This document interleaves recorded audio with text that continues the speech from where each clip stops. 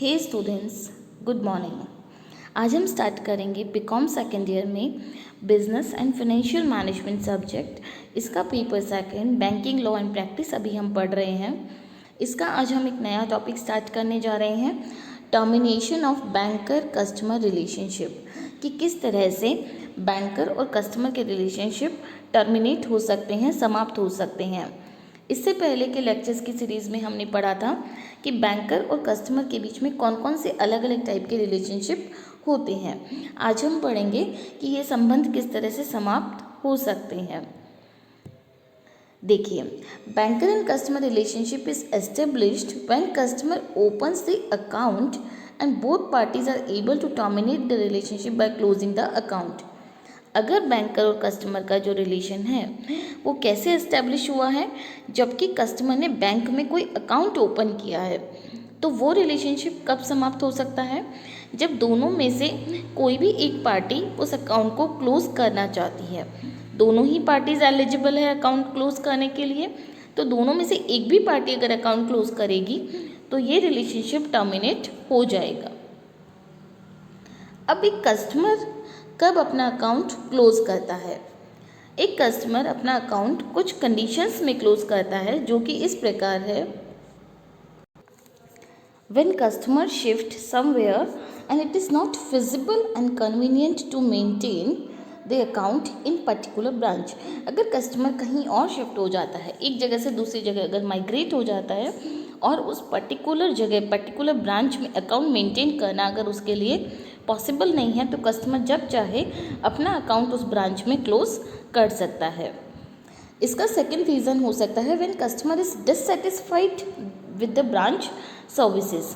अगर कस्टमर जो है वो ब्रांच की सर्विसेज से सेटिस्फाइड नहीं है, जैसे कि अगर वो बैंक में चेक डालता है कलेक्शन के लिए, जो टाइमली कलेक्ट नहीं हो रहा, प्रॉपर मैसेज नहीं आ रहा, प्रॉपर इन्फॉर्मेशन नहीं मिल रहा, तो इस तरह से अगर किसी भी सर्विस से कस्टमर सेटिस्फाइड नहीं है और एक या दो बार रिक्वेस्ट करने पर, एप्लीकेशन देने के बाद भी उस सर्विस में कोई इम्प्रूवमेंट नहीं हो रहा है, तो कस्टमर चाहे तो अकाउंट क्लोज कर सकता है।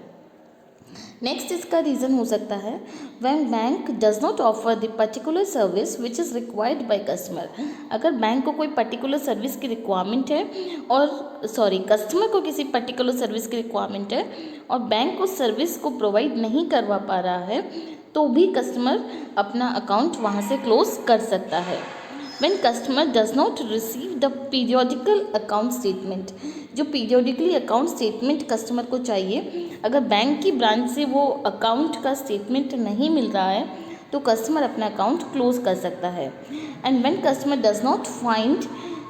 Customer find improper behaviour of bank staff, अगर कस्टमर को ये लगे कि जो बैंकिंग का स्टाफ है उसका बिहेवियर प्रॉपर नहीं है, वो अननेसेसरी एरोगेंट हो जाते हैं या फिर डिले करते हैं, सपोर्ट नहीं करते हैं, तो ऐसे में भी कस्टमर जो है वो अपना अकाउंट क्लोज करवा सकता है। तो ये कुछ केसेस हैं जिसमें कस्टमर अपना बैंक से अकाउंट क्लोज करवा सकता है। अब देखिए, कस्टमर के साथ साथ बैंक भी कस्टमर का अकाउंट क्लोज करने का राइट रखता है। तो कस्टमर का अकाउंट बैंक कब क्लोज कर सकता है? इसका पहला कंडीशन ये है when customer becomes habitual for payment of cheque without having sufficient balance in account. Means customer को ये आदत सी हो जाए कि उसके पास बैंक में सफिशिएंट बैलेंस नहीं है और फिर भी वो चेक ड्रॉ कर रहा है। मतलब अगर उसका कंटिन्यूअस बेसिस पे चेक या तो डिसऑनर हो रहा है, और अगर उसका करंट अकाउंट है तो वो ओवरड्राफ्ट निकाल रहा है। मीन्स सेविंग अकाउंट में ओवरड्राफ्ट की फैसिलिटी नहीं होती है। अपने जितने अमाउंट का चेक लिखा है, अगर उतना अमाउंट आपके अकाउंट में नहीं है तो आपका चेक डिसऑनर हो जाएगा, मीन्स अनादरन हो जाएगा, चेक कैंसिल हो जाएगा, रिजेक्ट हो जाएगा। और अगर आपका करंट अकाउंट है तो फिर आपका वो ओवरड्राफ्ट में काउंट होगा। तो इस तरह का अगर कस्टमर हैबिचुअल हो गया है, तो अगर उससे तंग होकर, उससे परेशान होकर भी बैंक कस्टमर का अकाउंट क्लोज कर सकता है। उसके अलावा when account balance of customer is nil for more than 6 months, अगर कस्टमर के अकाउंट में 6 महीने से भी ज़्यादा पीरियड हो गया है कि निल बैलेंस है, तो बैंक उसका अकाउंट क्लोज कर सकता है। Next is when customer regularly present the cheque for payment after counter hours of bank.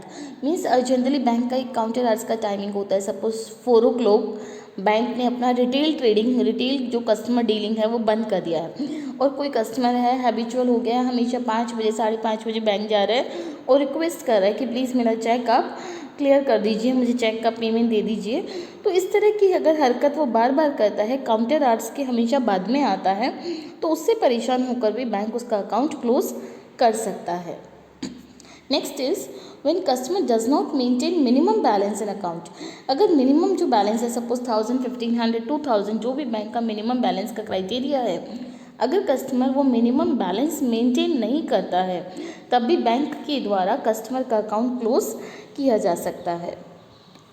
Next is when customer is involved in bank money laundering. अगर जो कस्टमर है वो मनी लॉन्ड्रिंग जैसी activities में involve है, तो बैंक उसका account close कर सकता है।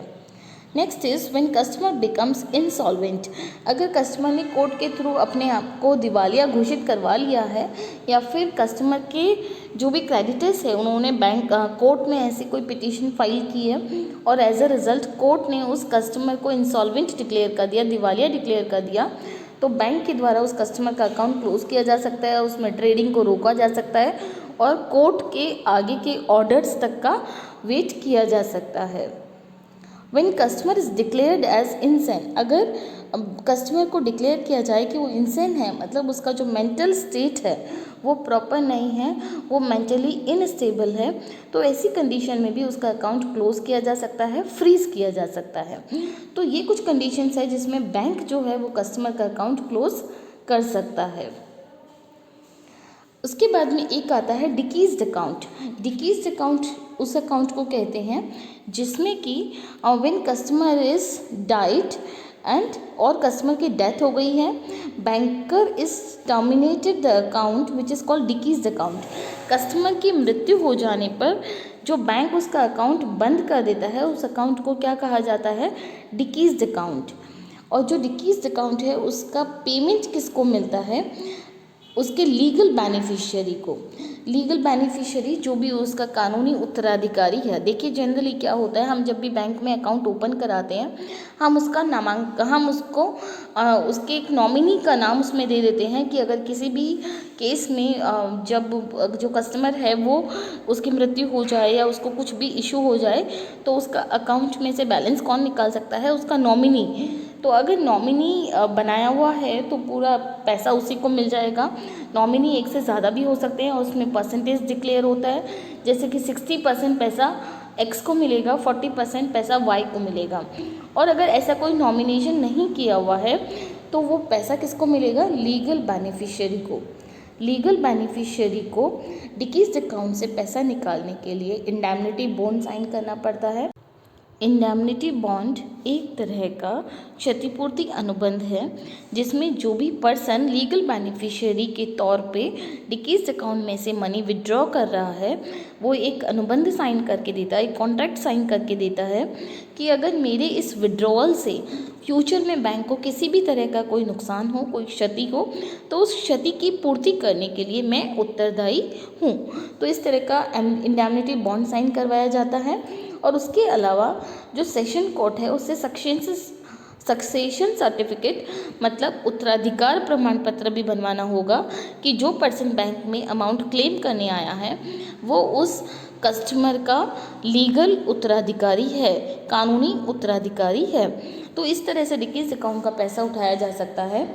देखिए जो कस्टमर और बैंकिंग के रिलेशनशिप की हम टर्मिनेशन की बात कर रहे हैं कि कैसे कैसे ये रिलेशन टर्मिनेट हो सकते हैं, तो इसमें हमने पढ़ा कि जब कस्टमर अकाउंट क्लोज करवा दे, जब बैंक अकाउंट क्लोज कर दे, या फिर कस्टमर की डेथ हो जाए।